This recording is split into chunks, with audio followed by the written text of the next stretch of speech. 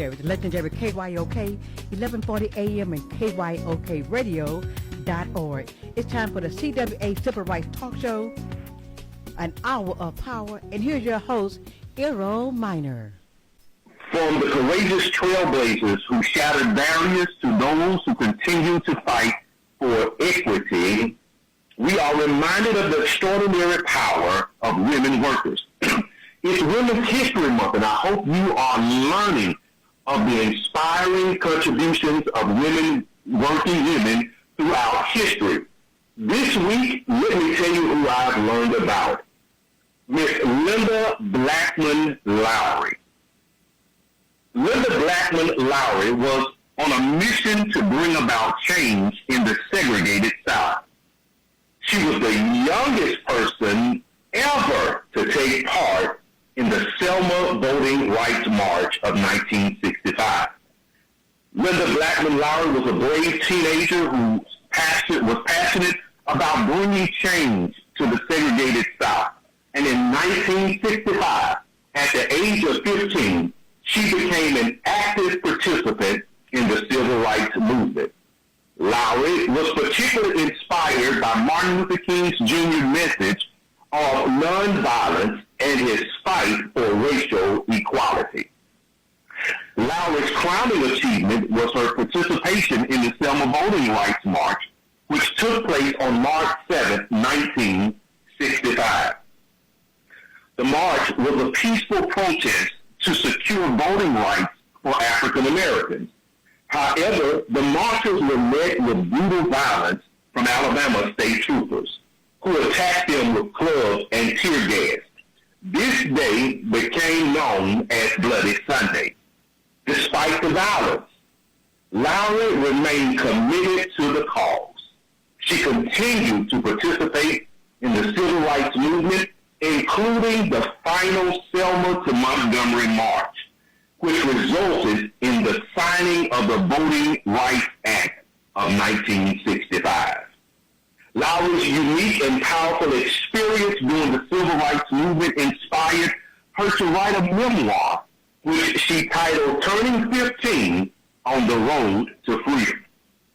Her book is a first-hand account of the struggles and triumphs of the civil rights movement as seen through the eyes of a young woman who was determined to make a difference. On in the show, you will hear from members of CWA's National Women's Committee. They will be hosting their International Women's History Month Town Hall honoring the women of Maximus tonight at 7 p.m. Eastern. You can register for this event by visiting us on Facebook and Instagram at CWA National Human Rights, and the link will be in the bio. Let me repeat that one more time for you. You can register for this event by visiting us on Facebook and Instagram at CWA National Human Rights, and the link will be in the bio. And don't forget, this summer, the CWA National Human Rights Conference will be held in the beautiful city of Houston, Texas, downtown at the Hilton Americas Hotel on August 11th through 14th, the National Human Rights Conference. Again, those dates are August 11th through 14th. Speaking of the National CWA Human Rights Conference, we have in the studio with us this morning the National Director of the Human Rights Department, our very own Angie Wells, who will give us an overview of Women's History Month. Good morning, Angie, and welcome to the show. Well, good morning, Errol. How are you doing this morning? I'm wonderful, and you? I am doing great. So interesting to hear about your account of Linda Lowry. I'm going to have to check that out. I am delighted to be with you and have the opportunity to talk to you and your listeners on the CWA Our Power Show. You know, Errol, being born and raised in Houston, Texas, KYOK has always been a leading and respected voice in the Houston community. And I cannot think of a better platform for CWA for this weekly, yes, I said weekly platform to share current topics like this month. This is Women's History Month. Happy Women's History Month, Errol. Same to you, Angie. And to all your listeners, happy Women's History Month. We celebrate the contributions and the very unique history of women throughout the month of March. And this year's national theme is Women Who Advocate for Equity, Diversity, and really champion equality. You know, I always like to do a little background research on commemorative months like Women's History Month. It actually started out as Women's History Day in 1909 when the international community recognized the need of some sort of recognition of women's work and contributions across the globe. An International Women's Day was established, which we celebrated this year on March 8th. But in the 1970s, largely due to women activists and educators in Sonoma, California, who were really frustrated by the void, the erasure of women's numerous accomplishments and narratives in educational materials and in curriculums, fought hard for the recognition and the voice of all women. And greatly because of their efforts, in February of 1980, President Jimmy Carter issued a presidential proclamation that the week of March 8th would be declared Women's History Week.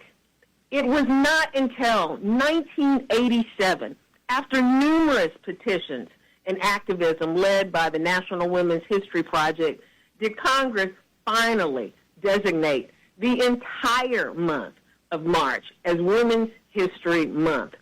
So it is truly a time to celebrate and honor the achievements and contributions of all women everywhere, especially the women in our lives. Women from diverse backgrounds like Linda Lowry from around the globe, by both remembering those who paved the way in the struggle for gender equality and those still fighting against injustices that still exist, like the women of Maximus. And I'll close, Errol, with the quote from one of my personal sheroes, Shirley Chisholm. And she used to say, if they don't give you a seat at the table, bring your own folding chair. And with that, Errol, I will turn it back to you. Thank you so much, Angie. Courage and determination are what echo during Women's History Month. Angie, we are honored to have you share with us this morning and come into the studio on CWA Human Rights, Our Power. Coming up next is Timia Wiley. Timia is one of our esteemed human rights campaign leads, and she will be educating us on the history of Women's History Month. As you may know, Women's History Month is celebrated every March to honor the contributions and achievements of women throughout history. Timia will provide us with a detailed overview of how this month-long observation came to be and the significant events that led to its establishment. We are so delighted to have Timia back with us today, and we look forward to hearing everything she has to share with us. Welcome back, Timia. Thank you, Errol, for having me back. It's been a pleasure. I just want to say before I get started that this is indeed International Women's History Month. So women, make sure you take time to celebrate yourselves. Now, International Women's Day began because of unified actions by a determined group of women standing up for their rights at work more than a century ago that continues that tradition every day through solidarity, education, collective bargaining, and political action that builds equity for women and marginalized people in workplaces and communities. If anywhere that you see women succeed, everybody succeeds. Some notable international events that led to the advancement of International Women's History Month include, in 1909, we saw the uprising of 20,000. That was a strike by New York women's shirtwaist makers. It lasted 14 weeks and comprised of 20,000 workers, represented by the International Ladies Garment Workers Union, Local 25. The impact of this strike led to better wages, shorter hours, and the right to collectively bargain, which we're still having to fight to protect today. In March of 1911, the Triangle Shirtwaist Factory fire in New York City caused over 100 deaths due to corporate greed. This tragedy led to the significant labor legislation that improved safety standards in the U.S. In 1912, we saw the Bread and Roses strike, which occurred from January to March in Massachusetts. Immigrant textile workers protested a reduction in work hours and wages. The collective movement brought together 23,000 women, men, and children from different nationalities to fight for a common cause. As you can see, it was a collective movement.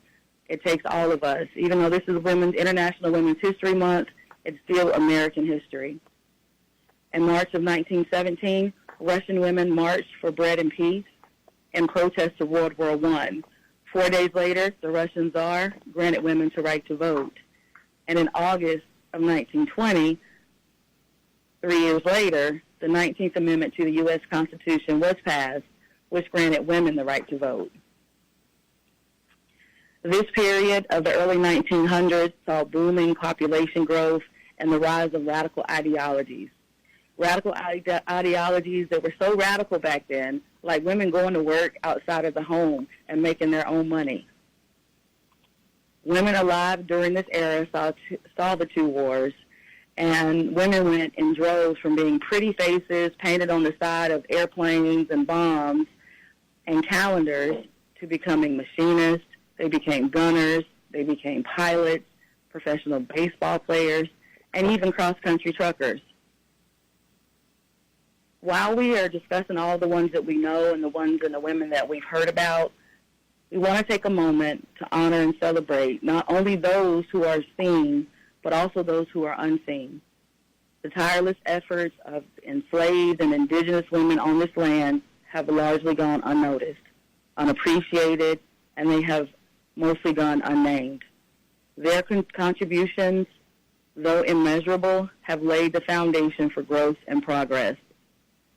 Let us remember their legacy this International Women's History Month and strive to create a world where every woman's contributions, no matter how big or how small, are recognized and valued. We also want to take the time to remember the pioneering women who broke barriers and became the first in their fields, such as science, medicine, and politics.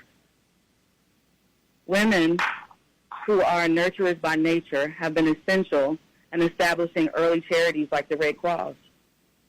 The majority of the nation's volunteer labor force has been provided by women, highlighting once again our significant role in building and supporting communities.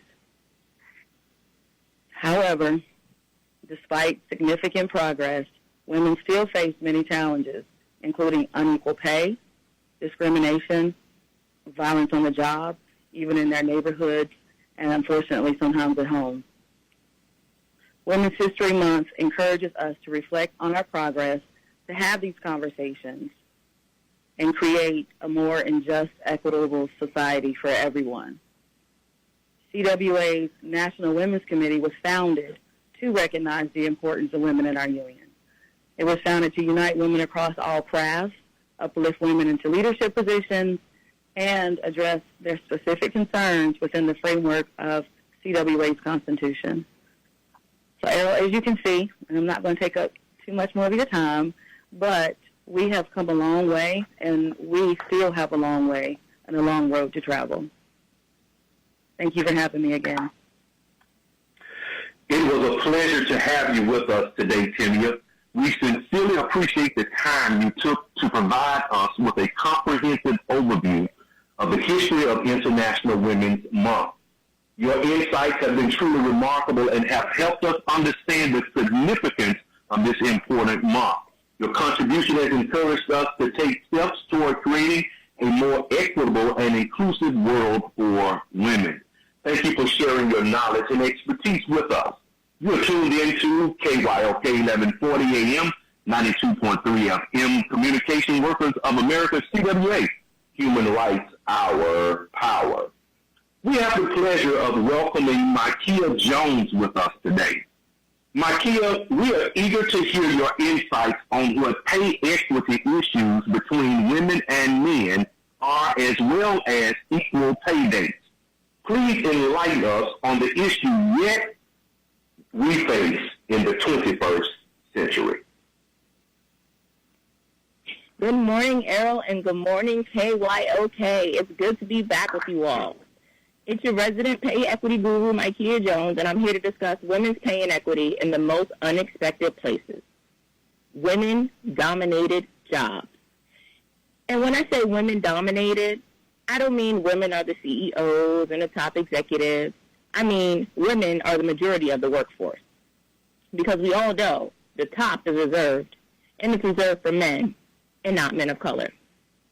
Women make up half the workforce, and mothers are the primary or co-breadwinners in most households. It's common knowledge that women earn, on average, 20% less than men annually. I, for one, am here to fix that. I think it's time we organize and give women their flowers by fighting for their dollar. You would think that jobs that are majority women would mean by common sense metrics that women would earn the highest pay, right?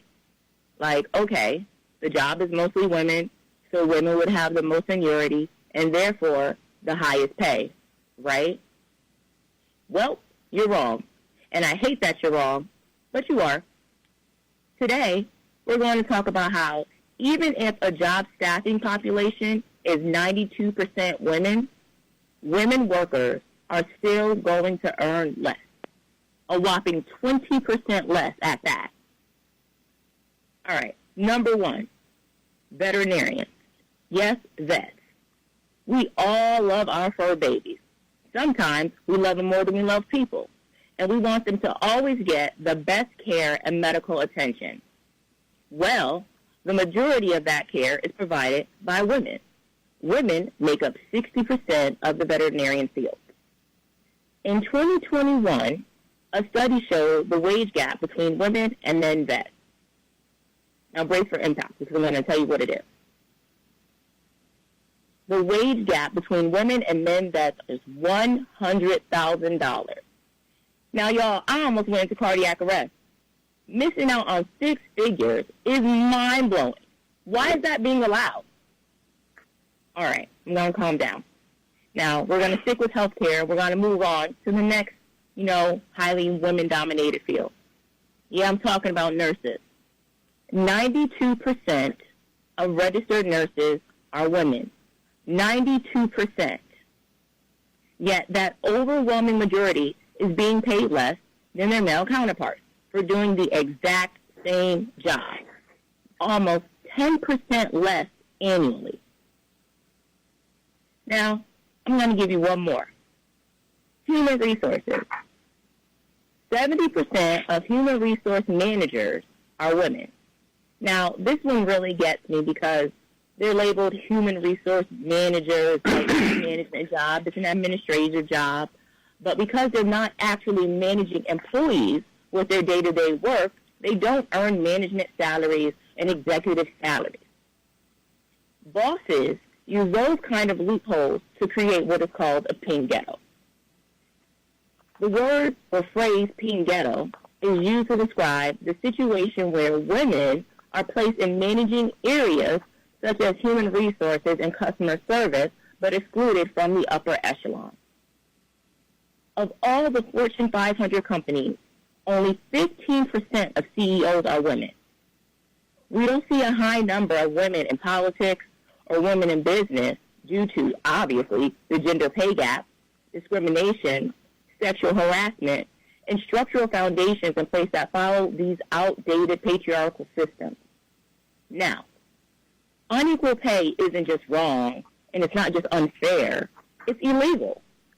The Equal Pay Act requires that men and women in the same workplace be given equal pay for equal work. It's as simple as that. Equal Pay Day for non-Hispanic identifying white women is March 12th, so we're already 3 months into the year. But Black women's Equal Pay Day isn't until July 9th. Latino women's Equal Pay Day stretches all the way to October 3rd, And Native Women's Equal Pay Day isn't until November. That's practically next year. This is why organizing your workplaces is so important. This is why labor unions and collective bargaining agreements are so important. Unions put pay equity at the forefront of bargaining because we are working together for the enrichment and the advancement of the collective.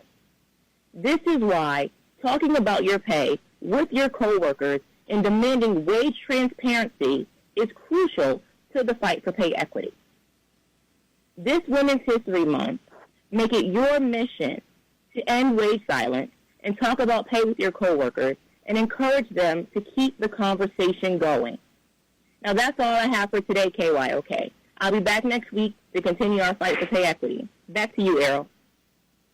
Thank you so much, Micaiah. And I'm just wondering, and not to even put you on the spot or anything, but did you know that the veterinarians was declared back in 2013 as the whitest job in America? And only 2.2% of veterinarians are black, with Asian and Latinx vets severely underrepresented as well in this. So it's a lack of visible representation because of high vet school tuition, six-figure student debt, and enduring biases are some of the reasons for this. That's just amazing that we're still going through this in this hour. Micaiah, it is certainly our pleasure to have you today, and you have provided a wealth of information to the listening audience. Thank you for coming today. Next up, we have Mr. Reginald Small, who will shed light on gender justice training. Our next session, we are honored to have him here with us, and that is Mr. Reginald Small. He's our Civil Rights and Equity Chair and an expert on gender justice.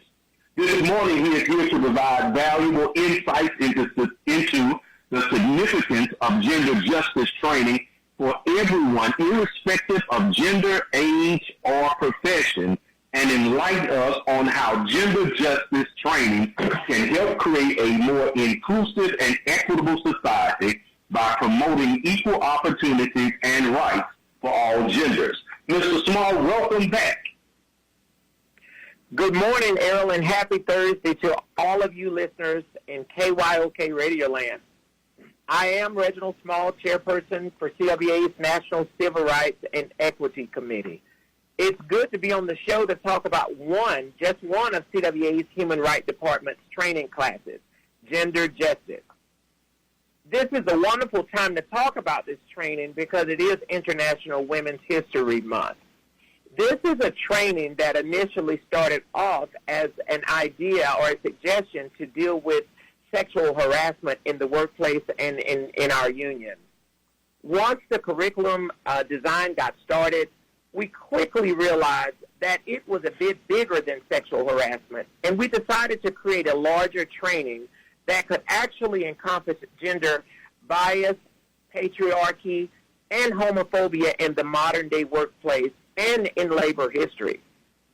This training allows one to take a look at how our own beliefs and positionalities are impacted by gender bias and systems of oppression. I was fortunate enough to have the opportunity to be a participant in the very first rollout of this training. I was very deeply impressed with the training and the intentional layout of the training. Since then, we facilitated many of the trainings in locals throughout the various districts.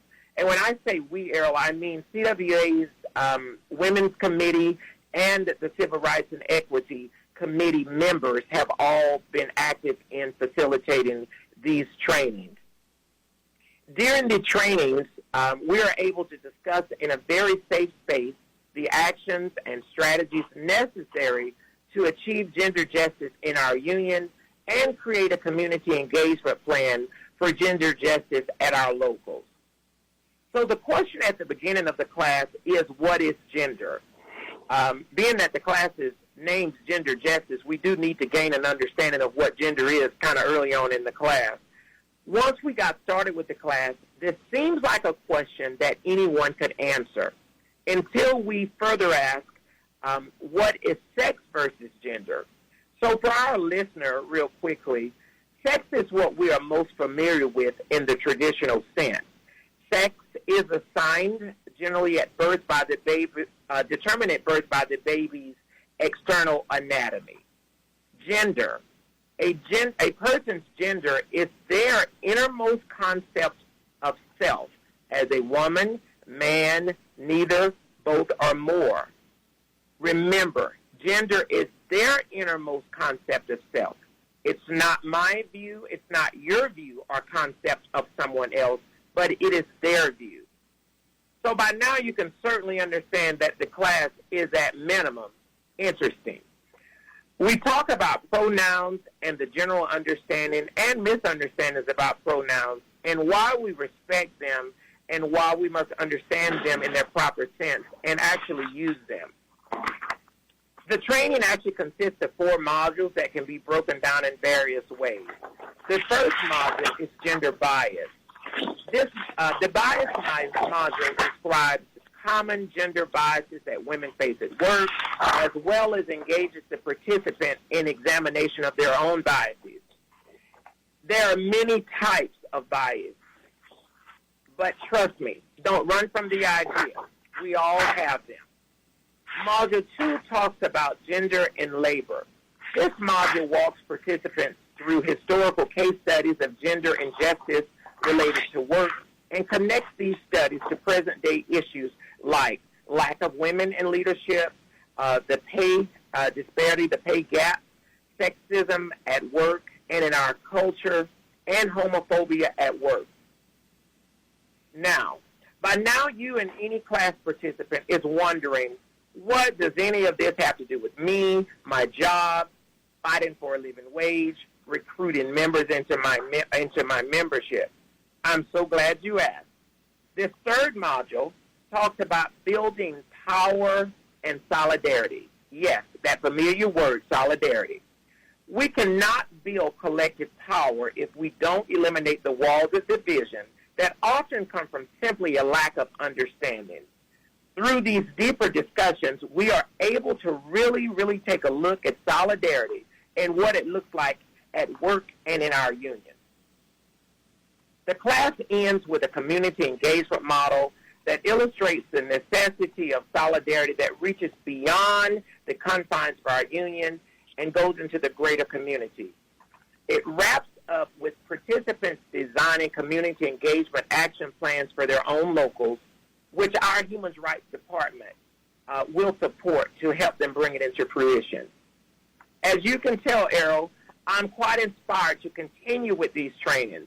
These trainings have already been successfully executed in locals in Dallas, in Houston, San Antonio, Birmingham, Alabama, Atlanta, Georgia, Los Angeles, Ohio, New York, and many other cities across the nation. If you haven't had the training at your local, contact your district office and further inquire. You just never know. There may be a training near you very soon. Errol, thank you for having me again on the show, and thank you all for listening in on this ever so important work that we CWAers are continuing to do.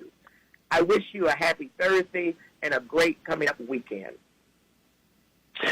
Thank you so much, Reggie. I told the listening audience that you are the gender justice guru, and you have not disappointed us today. Thank you so much, because gender justice training is so important because it opens minds and provides insight into why we see some of the things we see in society today.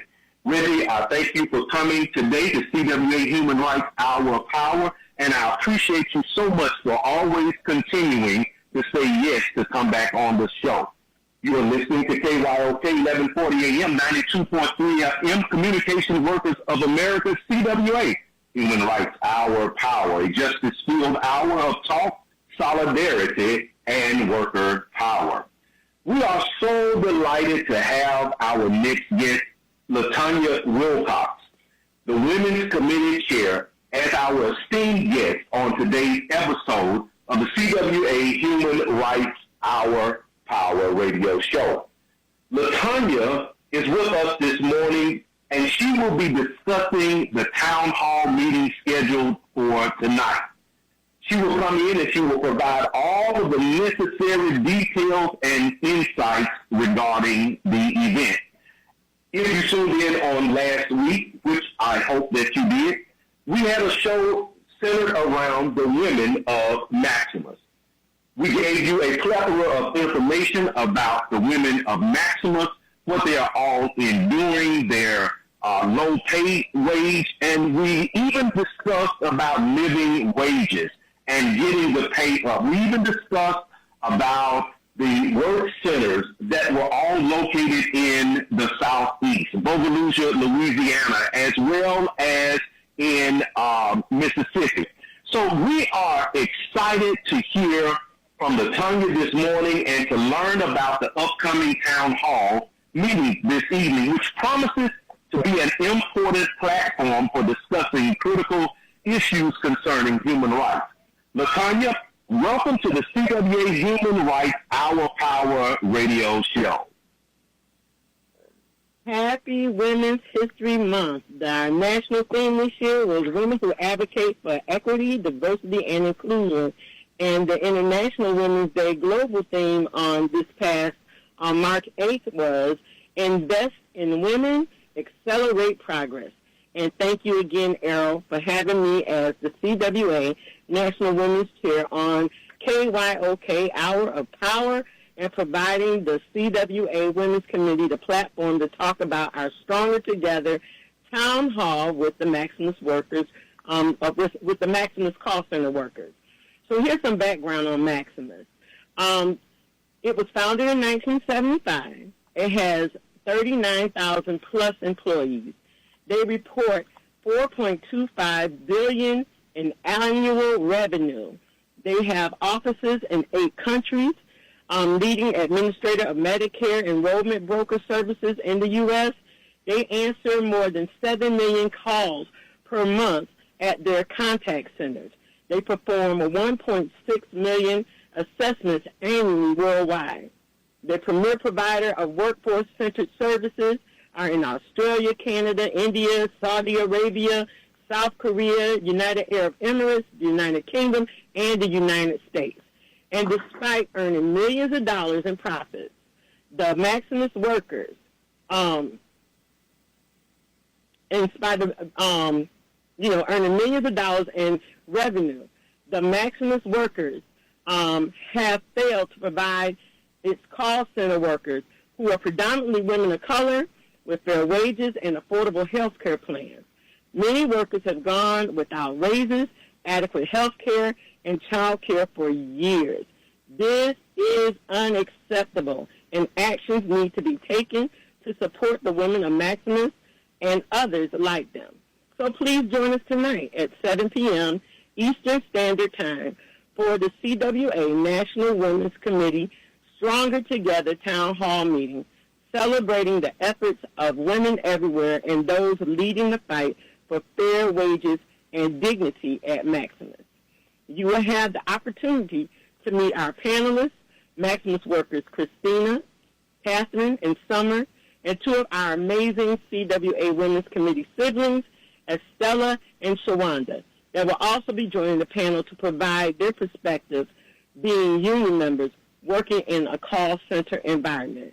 You will hear stories and gain understanding of their fight for dignity in the workplace, better benefits, and reasonable accommodations. I believe after hearing their stories, you will be agitated, motivated to activism. In addition, we will discuss power at the ballot box, how we can make a difference in this upcoming critical election. We will also explore ways in which legislation like the John Lewis Voting Rights Act and For the People Act can help address the issues faced by workers across the United States. So, please join us tonight at 7 p.m. It's not too late to register. You can go on our Facebook and Instagram CWA Human Rights page and use the QR code or click on the registration link.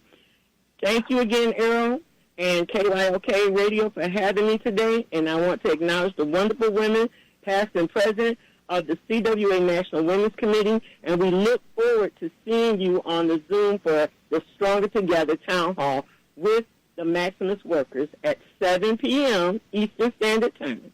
So go to our CWA Human Rights page and either use the QR code or click on the registration link. Thank you so much, Errol, for having me. Thank you so much, and that is correct. We are stronger together. Women have always, and let me repeat, always been at the forefront of the labor movement, fighting for the rights of the working class. They have played a key role in many important events, from the shirtwaist factory fire to the women's rights to vote movement.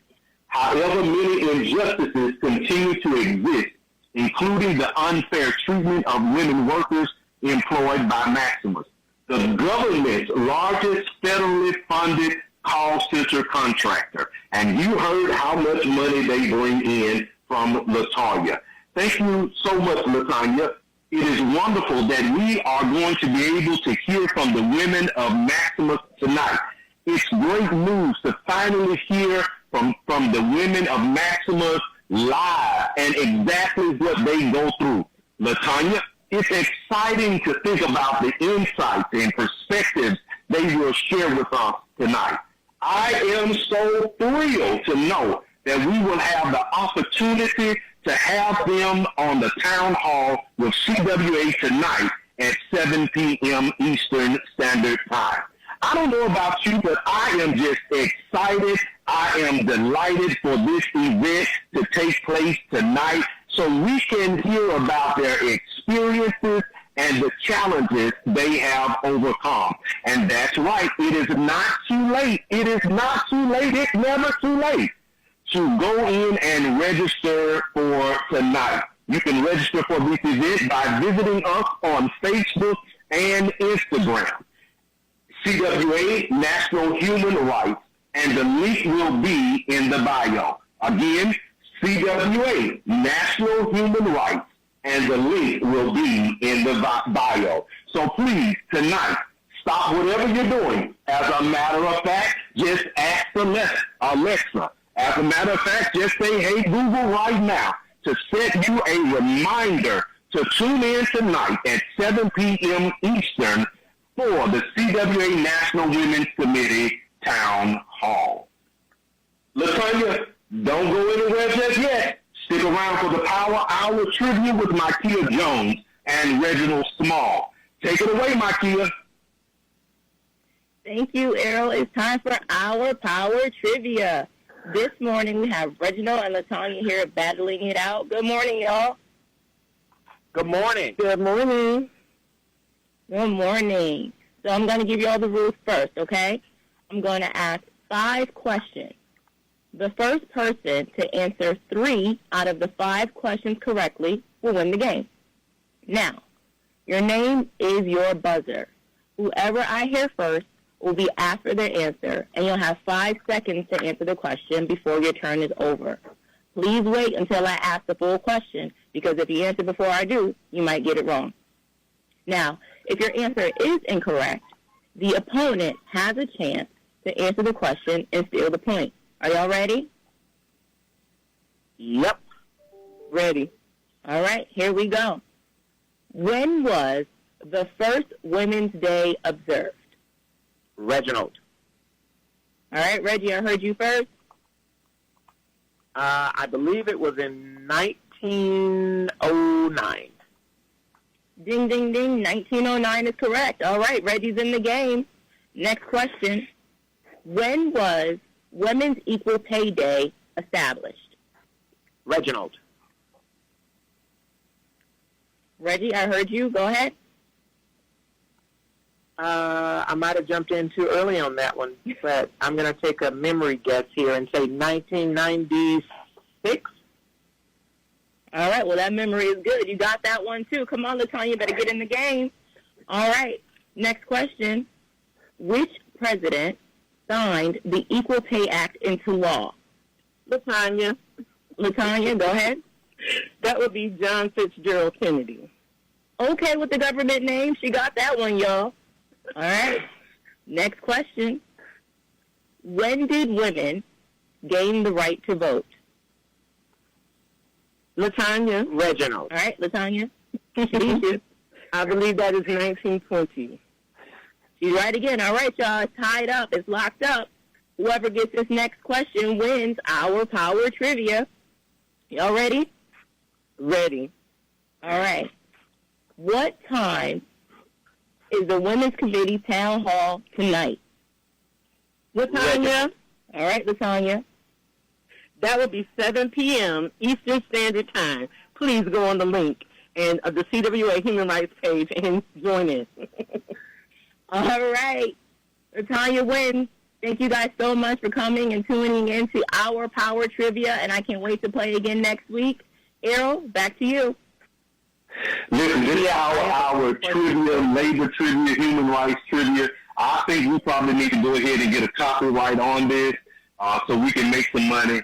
That was so wonderful. Thank you guys for developing that and coming out with that. Reggie, now next time, you know, we got to win this one now. But we just want to let the ladies have it because it's, you know, what month it is. That's why we're going to let them have it. Listen, I promise you, we will not hold you too long today, but we're going to hold you long enough. And I would be remiss. We have Angie Wells in the studio this morning, and I want to swing back around to Angie, and I know she has so much to talk about, to share with us when it comes to human rights. Angie, are you still there? Yes, Errol, and wow, what an informative show. You and your guests brought it all today. We got history. We got activism. We talked about trainings. We talked about the town hall, which I will be tuning into tonight at 7 p.m. Eastern Standard Time. We had the Civil Rights and Equity Chair on the call. We had the National Women's Chair on the call. You know, I mean, I am just so inspired and just ready to really do my part and get into the streets and fight for women's rights, fight for human rights. You know, this topic, Errol, is so near and dear to my heart. Women's rights, unions, pay equity. Errol, you might know, I was a flight attendant for 25 years with Houston's hometown airlines, Continental Airlines, a profession that was really dominated by women for so many years. Errol, for so many years, our job depended on if we had the proper subjective hairdo, the proper subjective makeup, weight requirements. That was tied in to our paycheck, to our profession. Wow. We had to retire from being a flight attendant at the age of 32. Did you know that, Errol? Wow. No, I didn't. Oh, but then came in unions. And unions really changed the whole profession of being a flight attendant. You know, we're really, as you've been seeing in the news for so long, flight attendants are really the last line of defense in the air with so many things going on. They're the last line of defense with safety, with any medical emergencies going on in the airplane.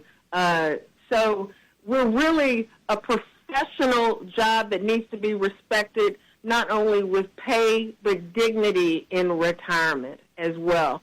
And because of unions, all the subjective requirements of being a flight attendant went away. The weight requirements went away. The subjective, oh, I don't like the way your hair is fixed today, went away. Oh, I don't like the color of your lipstick, went away.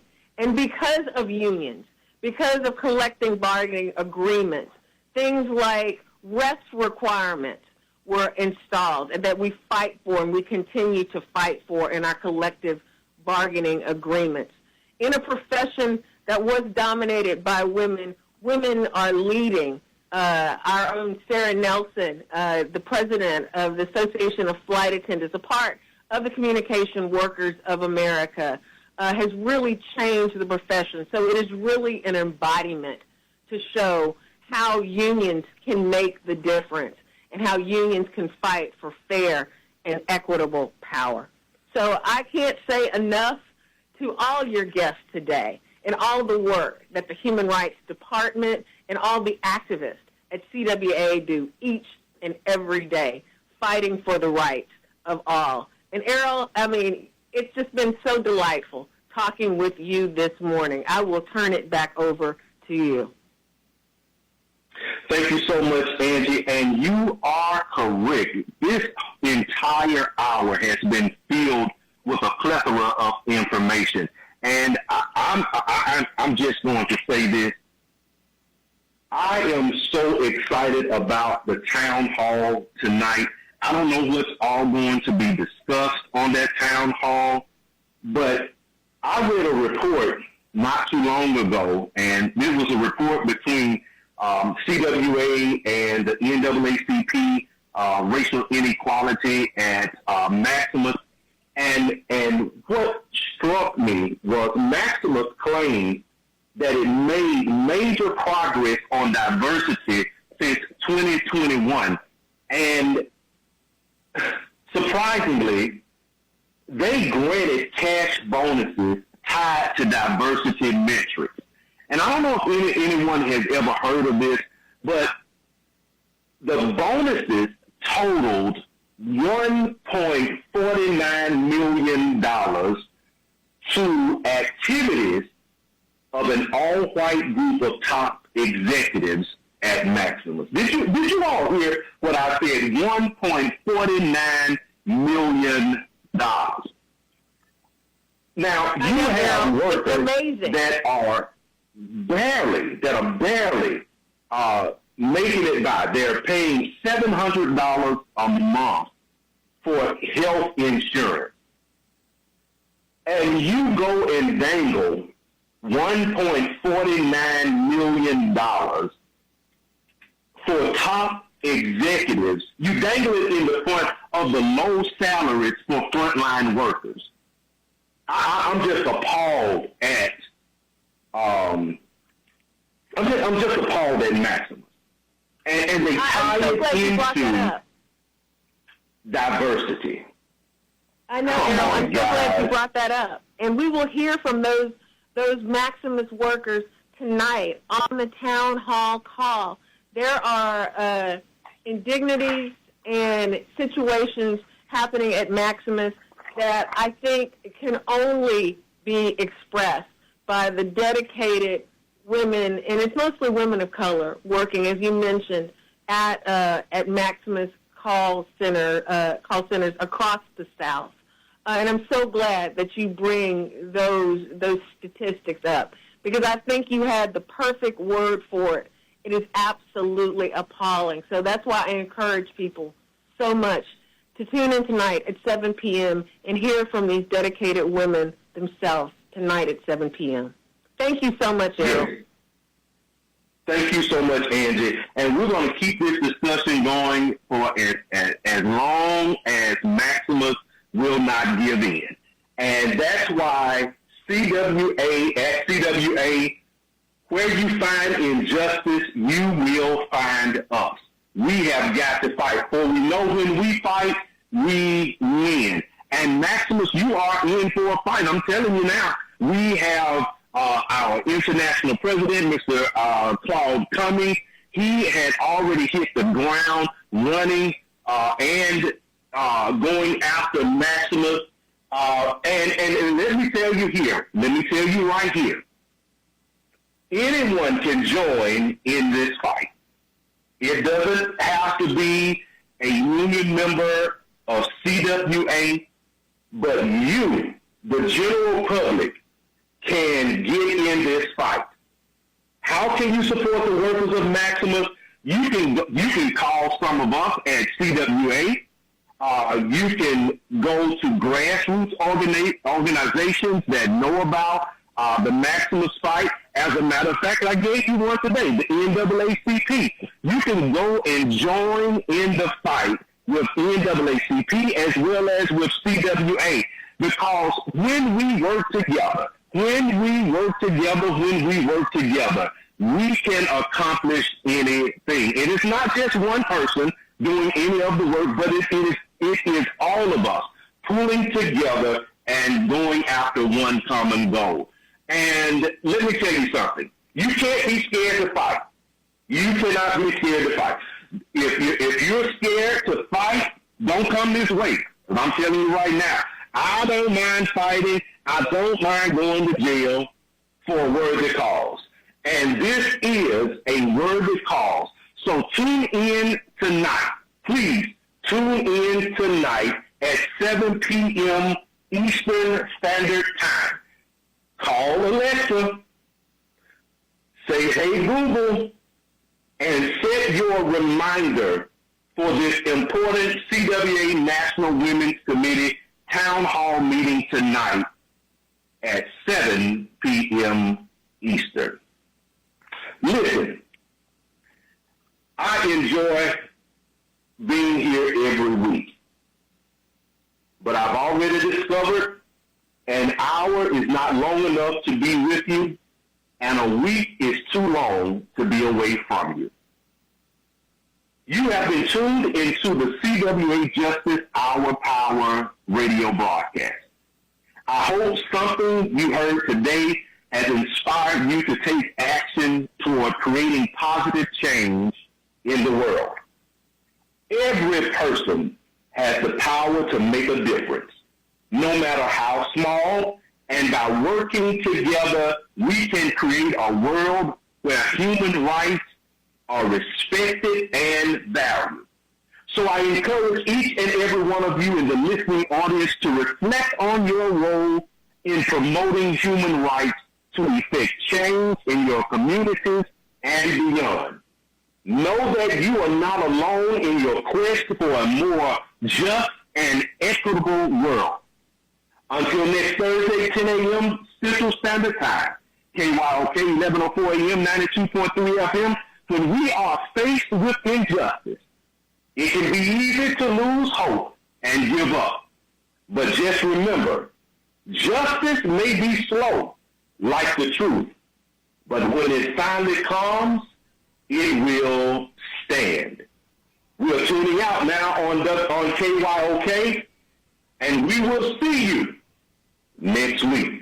Thank you to all of our guests today. I cannot leave them out. Thank you to all of our guests, Ms. LaTonya Wilcox, Reginald Small, Makia Jones, Timia Wiley, and last but not least, we want to thank Ms. Angie Wells for coming into the studio today and sharing with us. I want to also remind you, coming up August 11th through 14th, in the beautiful city of Houston. Don't forget, save the date, August 11th through 14th, Houston, Texas, at the Hilton Americas Hotel, CWA Human Rights Conference. Don't forget it, Hilton Americas, Houston, Texas, August 11th through 14th. Save that date, set you another reminder, because we want to see your face in the place. You don't have to be a CWA member either. You can attend the conference in Houston. So we look forward to seeing you soon in Houston, Texas at the CWA Human Rights National Conference. We're signing off. You be blessed.